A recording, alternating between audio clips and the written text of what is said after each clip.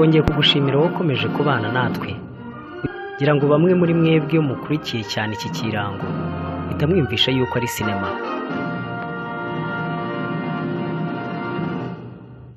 Uyu munsi mu mateka Ungukirwa TV yaguteguriye amwe mu mateka y'icyamamare Ip Man, umwami w'umukino wa Wing Chun cyangwa se umukino njyarugamba.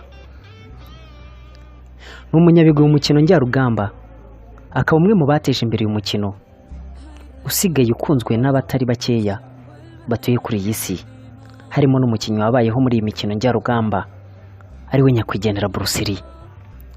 Ip Man rimwe na rimwe yitwa Ip Man, yavutse ku ya mbere Ukwakira 1993, atabaruka ku ya kabiri Ukuboza 1972. Se umubyara Yip Oidori na nyina Ngishoishoyi. Ni umwana wa gatatu mu bana bane. Yakuriye mu muryango ukize cyane Foshan mu ntara ya Guangdong mu Bushinwa, kandi ahabwa uburezi buhanitse budasanzwe.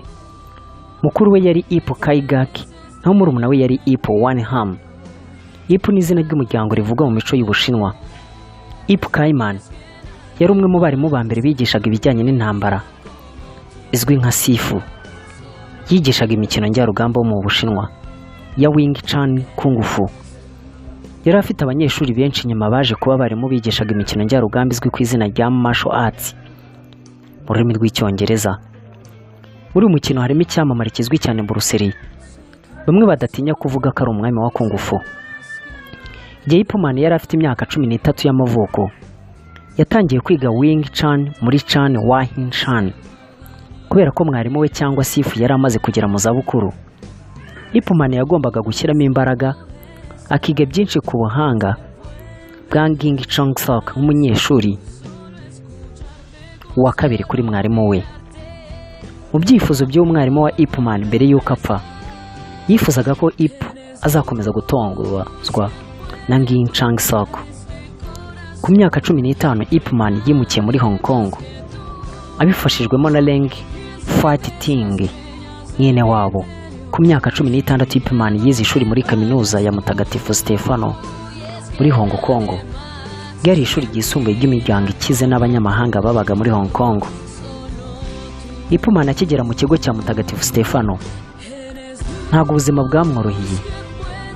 Ubwo yari arimo agenda mu nzira yaje kubona umupolisi w'umuzungukazi ahohotera umugore w'umushinwa. Amateka akomeza avuga ko umupolisi yagerageje gukubita Ip Man ubwo yageragezaga gutabara wa mugore, ariko Ip Man akaza gutabarwa n'ubuhanga bwe bwo kurwana kugira ngo akubite umupolisi. Icyo gihe Ip Man na mugenzi we biganaga baje kwirukira mu ishuri. Mu gihe gito wa munyeshuri yiganaga na Ip Man yaje kwegera umusaza wabaga mu nzu imwe na Ip Man, amubwira ukuntu Ip Man yatabaye umugore wahohoterwaga n'umupolisi. Hanyuma umusaza ahita atumira Ip Man amubazanya amatsiko ubuhanzi bw'intambara yize. Nta kundi Ip Man yari kumubwira, amubwiye yuko atarabusobanukirwa. Nibwo umugabo yahise asaba Ip Man kumwereka imiterere ya kabiri ya mbere Silim Tao na Chin Kai Yu. Nyuma yo kumwereka uwo musaza yahise abwira Ip Man ko imiterere itari ihagije cyane. Ip Man yahise atumirwa muri Chisao, uburyo bw'imyitozo ikubiyemo ibitero by'igenzurwa no kwirwanaho. Ip Man yaboneyeho umwanya wo kwerekana ko Kung Fu ye yari nziza, nubwo nta byera de. Yaje gukubitwa nyuma y'igitero gito. Ip Man yakomeje amasomo ye y'amahugurwa.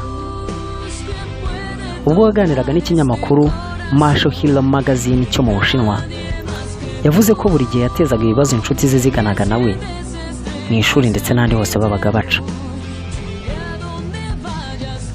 Ku myaka 24 gusa Ip Man yaje gusubira i Foshan, ari naho ubuhanga bwe bwa Wing Chun bwaje gutera imbere cyane.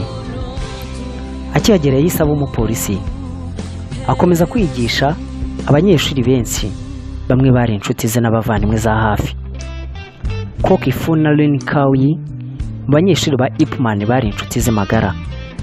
Bakomeje kwigisha abandi banyeshuri bashya bo muri icyo giturage cya Foshan. ubuhanzi bwa Wing Chun mu gace ka Foshan Guangdong bwatanzwe ahanini n'abo bantu bombi. Ip Man yagiye mu mudugudu wa Kung Fu mu gihe cy'ubukoloni bw'Ubuyapani, aza kugaruka i Foshan nyuma y'intambara nto cyane kugira ngo yongere gukora akazi ka gipolisi. Muri icyo gihe muri Foshan, Ip Man ari icyamamare. Ni nabwo yaje guhura na Yuan Kai-shan maze baba inshuti, nubwo bakomokaga mu miryango itandukanye. Mu mpera z'1949 ishyaka rya gikomunisiti ry'Abashinwa ryatsinze intambara y'abenegihugu mu Bushinwa. Ip Man aza kuba umusirikare w'ishyaka rya politiki ritavuga rumwe na Kuomintang.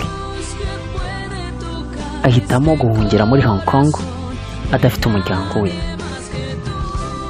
Igihe abakomunisiti bageraga i Foshan muri Hong Kong, Ip Man yafunguye ishuri ry'ubuhanzi bwa Wing Chun. Ku ikubitiro aza kwimura ishuri ry'inshuro ebyiri zose, ahitwa Hoi Tan ku muhanda wa Sham Shui Po, hanyuma yimukira ku muhanda wa Li Tat muri Yau Tai Tei.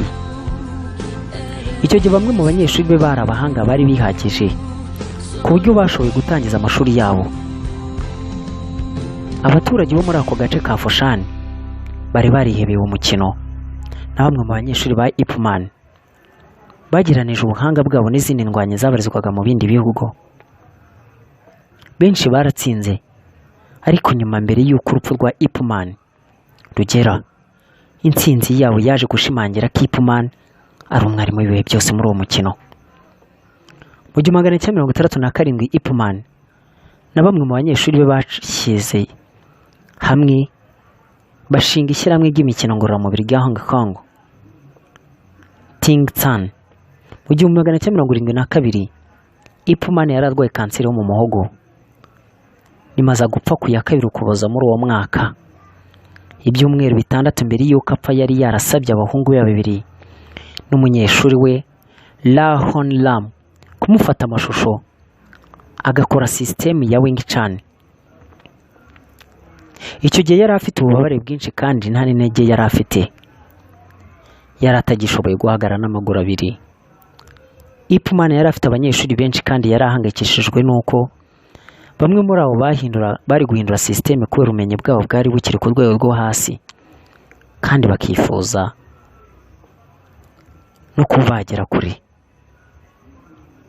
Ayo mashusho ari kubafasha kwerekana yuko hatari kubaho uburiganya kuri uwo mukino.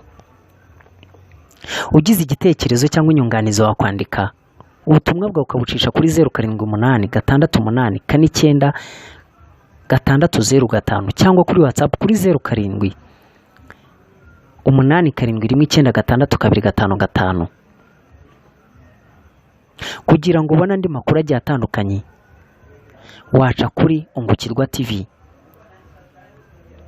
gukora subscribe cyaba ari igikorwa gikomeye.